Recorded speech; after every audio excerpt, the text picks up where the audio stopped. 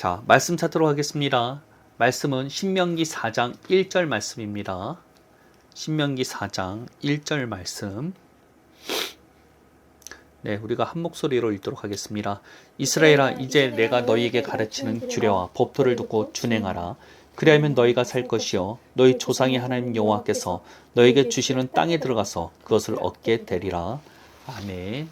오늘 선포하고자 하는 말씀은 약속의 땅에서 생존하는 방법이라는 제목으로 말씀을 선포하고자 합니다. 신명기는 이스라엘 백성이 약속의 땅 앞에 도착하였을 때 모세가 한 설교라고 보면 됩니다. 그리고 그의 설교의 목적은 약속의 땅에 들어가서 오랫동안 생존하는 것이 목적이라고 할 수가 있습니다. 우리는 신명기를 단순한 율법서로 생각하지만 실상 신명기는 약속의 땅에 들어가 오랫동안 하나님께서 허락하신 유업을 누리며 또 그 가운데서 평안한 삶을 살게 하기 위해서 율법을 가르치는 것이라는 것입니다. 그렇기에 이러한 신명기의 시작은 그 출애굽을 했던 40년 전부터 그리고 그 가나안 땅 앞에 도착했던 그 시간까지의 일들을 이야기하게 됩니다. 특히 이전 세대가 지었던 죄악들에 대해서 말함으로써 새로운 세대가 이것을 피하고 본받지 말아야 될 것들을 가르치게 됩니다. 이전 세대는 하나님의 말씀보다 당장 닥쳐오는 환경과 또 당장 닥쳐오는 상황들에 대해서 압도당하였습니다. 그렇게 그들은 약속의 땅이 바로 앞에 있음에도 불구하고 하나님의 말씀을 믿지 못하고 하나님을 원망하다가 광야에서 멸망당하는 일들이 일어나게 됩니다. 새로운 세대들에게 이러한 조상들의 잘못들을 가르침으로 이 약속의 땅에 들어가게 하기 위해서 이 그들에게 믿음이 있음을 가르치는 것이라고 볼 수 있습니다. 그리고 신명기 4장부터는 하나님과 맺은 언약에 대해서 이야기합니다. 모세가 율법 이야기를 하는 이유는 아까 말씀드렸던 것처럼 약속의 땅에서 생존하는 방법이 언약을 지키는 것이기 때문이었습니다. 그런데 독특하게도 모세는 10계명을 순서대로 가르치지 않고 두 번째 계명인 우상 숭배를 하지 말라는 것에 대해서 가르치기 시작합니다. 왜냐하면 우상 숭배의 죄가 이스라엘 백성이 하나님께서 약속하신 유업인 가나안 땅에서 살지 못하게 하는 것에 가장 치명적인 죄이기 때문이었던 것입니다. 뿐만 아니라 모세는 이스라엘 백성이 이미 나중에 이 우상 숭배의 죄를 지어서 이 약속의 땅에서 쫓겨날 것을 이미 알고 있었습니다. 신명기 4장 27절 말씀을 제가 좀 읽어드리도록 하겠습니다. 여호와께서 너희를 여러 민족 중에 흩으실 것이요 여호와께서 너희를 쫓아내 보내실 그 여러 민족 중에서 너희의 남은 수가 많지 못할 것이며, 모세는 이스라엘 백성이 우상 숭배를 하다가 가나안 땅에서 쫓겨날 것을 알고 있었습니다. 그렇기 때문에 하나님과 맺은 언약 이야기를 할 때 가장 먼저 이야기한 것이 우상 숭배 이야기였다는 것입니다. 그리고 우상 숭배를 하면서 그런데 우리는 이러한 부분에 있어서 좀 동의가 되지 않을 수가 있습니다. 우리는 우상 숭배하면 가장 지키기 쉬운 계명, 율법이라고 생각할 것입니다. 왜냐하면 솔직히 아무것도 하지 않으면 지키는 법이 사실 율법을 그 우상 숭배를 하지 말라는 그 계명이 아니겠습니까? 굳이 나무를 깎아서 우상을 만들 이유도 필요도 없다고 생각하는 게 오늘날 우리들의 생각일 줄 모릅니다. 그러나 그것은 우상 숭배를 너무 눈에 보이는 것으로 한정한 것이기 때문입니다. 신명기 4장 19절 말씀을 제가 한번 읽어드리도록 하겠습니다. 또 그리하여 내가 하늘을 향하여 눈을 들어 해와 달과 별들, 하늘 위의 모든 천체, 곧 너희의 하나님 여호와께서 천하 만민을 위하여 배정하신 것을 보고 미혹하여 그것에 경배하여 섬기지 말라. 해당 말씀은 우상 숭배의 범위를 이야기하는 구절입니다. 모세는 해와 달, 별들, 천체들을 우상 숭배하지 말라고 이야기합니다. 그런데 여기서 주목해 보아야 할 부분이 있습니다. 그것은 이 부분인데요. 여호와께서 천하 만민을 위하여 배정하신 것을 보고 미혹하여 그것에 경배하며 섬기지 말라. 즉 해와 달, 별들은 천하 만민을 위해서 하나님께서 배정하신 것이라는 것입니다. 인간의 생존을 위해서 하나님께서 허락하신 것이라는 것입니다. 그런데 인간의 생존을 위해서 허락하신 것이 해와 달, 별만 허락하셨겠습니까? 이 세상에서 우리가 필요로 하는 모든 것들을 하나님께서 허락하신 것입니다. 그 가운데 가족이 될 수도 있으며 돈이 될 수도 있고 우리가 가진 재능이 될 수도 있습니다. 어떻게 보면 이 세상의 모든 것이 하나님께서 우리를 위해서 허락하신 것이라는 것입니다. 그런데 우리가 하나님께서 허락하신 것에 마음이 빼앗겨서 우리의 마음이 하나님보다 그것에 빼앗겨 있다면 그것도 우상 숭배가 될 수 있다는 것입니다. 굳이 우상을 만들어서 우상 숭배가 아니라 우리의 마음이 하나님보다 더욱더 사랑하는 것들, 우리의 마음이 하나님보다 더욱더 쏟는 것들이 있다면 그것이 곧 우상 숭배가 될 수 있다는 것입니다. 하나님께서 우리를 위해 베풀어 주신 것들을 오히려 높이고 사랑하는 것, 그것에서 우리가 어떻게 자유할 수 있겠습니까? 이스라엘 백성이 우상 숭배를 하게 된 이유가 무엇이겠습니까? 약속의 땅에서 더 많은 것을 누리려고 하는 이유가 아니었겠습니까? 고대 사회에서는 바알과 아세라가 농사와 또 농사의 많은 수확을 누리게 하고 많은 자녀들을 낳게 하는 신들이었습니다. 농경사회에서 이것보다 중요한 것이 무엇이었겠습니까? 이스라엘 백성은 하나님보다 하나님이 주시는 것에 더욱더 마음을 빼앗겼습니다. 그냥 빼앗기는 수준이 아니라 하나님이 아닌 다른 신들이 자신들에게 이것들을 누리게 할 것이라고 믿었기 때문에 우상 숭배를 시작한 것이라는 것입니다. 오늘날 우리들은 직접적인 우상 숭배를 하지는 않습니다.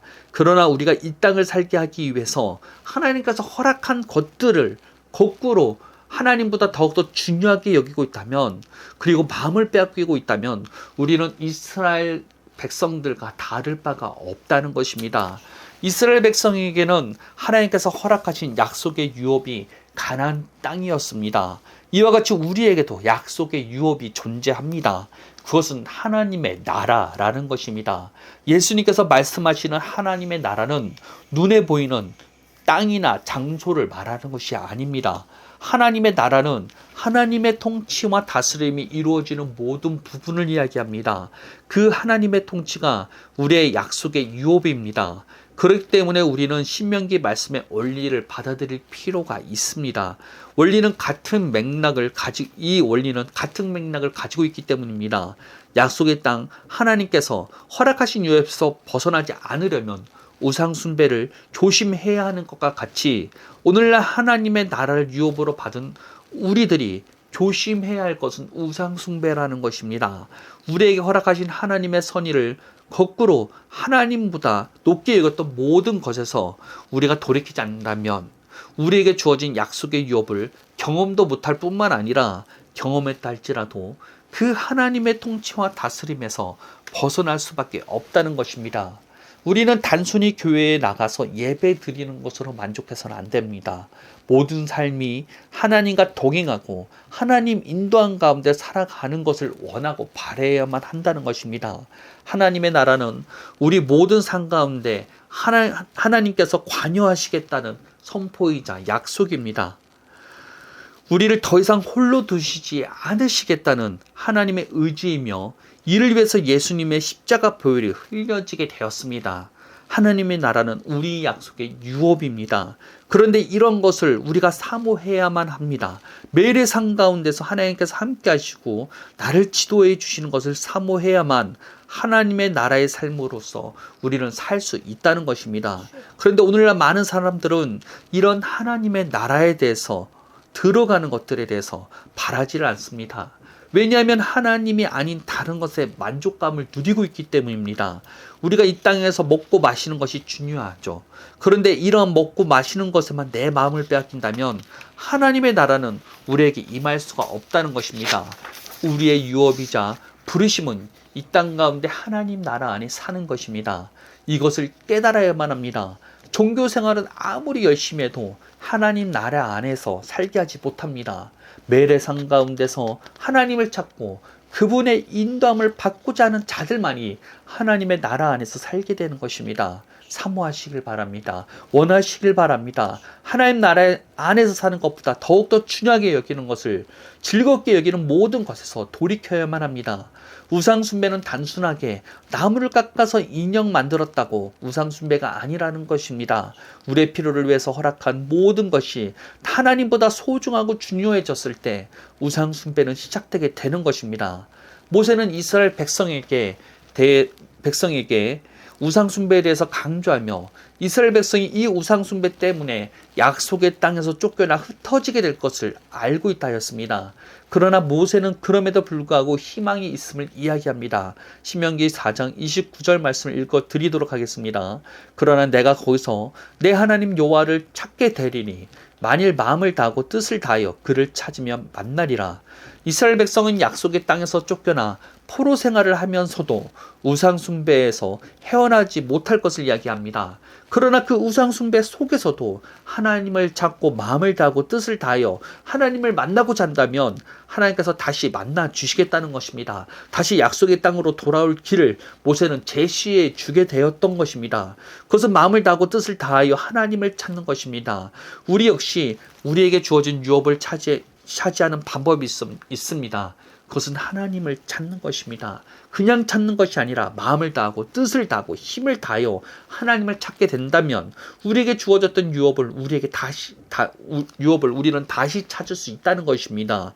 우리에게 약속되었던 그 하나님의 나라를 우리는 다시 소유할 수 있게 될 것이라는 것입니다. 뿐만 아니라 모세는 이러한 우상 숭배에 대한 것만 가르치는 것이 아니라 갑자기 도피성에 대해서 이야기하게 됩니다. 분명 신의 산 언약, 특히 십계명과 관련된 이야기를 하다가 도피성의 이야기를 중간에 하는 이유가 무엇이겠습니까? 하나님께서 우리에게 피할 길을 주시겠다는 것입니다. 우상 숭배로 인해서 포로로 끌려갔다 할지라도 진심으로 하나님을 찾고 구하면 기회를 주시겠다는 것입니다. 도피성을 통해서 그러한 기회를 주시는 하나님에 대해서 신명기는 말하고 싶었던 것입니다. 그래서 십계명과 관련된 이야기를 하다가 갑자기 도피성 이야기가 끼어든 것입니다. 우리는 연약하여서 날마다 넘어질 수밖에 없습니다. 하나님의 나라는 유업을 받은 우리들이지만 우리는 계속해서 그 하나님의 통치와 다스림에서 벗어나는 행동들을 합니다. 그러나 넘어졌다 할지라도 하나님을 찾고 마음을 다하고 힘을 다하여 하나님을 사랑할 때 우리는 회복되게 될 것입니다. 그런데 신명기 6장에서는 마음을 다하고 뜻을 다하여 하나님을 찾는 것을 이야기하면서도 그 방법들을 직접적으로 제시하게 됩니다. 신명기 6장 5절에서 9절 말씀을 읽어 드리도록 하겠습니다. 너는 마음을 다하고 뜻을 다하고 힘을 다하여 내 하나님 여호와를 사랑하라. 오늘 내가 내게 명하는 이 말씀을 너는 마음에 새기고 내 자녀에게 부지런히 가르치며 집에 앉아 있을 때든지 길을 갈 때든지 누워 있을 때든지 일어날 때든지 이 말씀을 강론할 것이며 너는 또 그것을 내 손목에 메어 기호를 삼으며 내 미간에 붙여 표로 삼고 내 집 문설주와 바깥문에 기록할지니라. 마음을 다하고 힘을 다하여 내 하나님 여호와를 사랑하는 방법이 하나님의 말씀을 내 마음에 새기는 것이라는 것입니다. 하나님의 말씀을 그냥 많이 읽는 수준을 말하는 것이 아닙니다. 그 말씀을 마음에 새기기 위해서 말씀을 어디서든지 가르치고 손목에 메고 이마에 붙이고 집 문설주와 문 바깥에 기록하라는 것입니다. 즉 모든 상 가운데 말씀을 마음에 새기기 위해서 수단과 방법을 가리지 말라는 것입니다. 하나님의 말씀을 내 마음에 새기는 것에 전심전력하는 것이 곧 마음을 다하고 뜻을 다하고 힘을 다하여 하나님을 사랑하는 것이라는 것입니다. 전심전력을 합시다. 하나님의 말씀을 내 마음에 새겨서 그 말씀에 지배당할 수 있도록 해야만 합니다.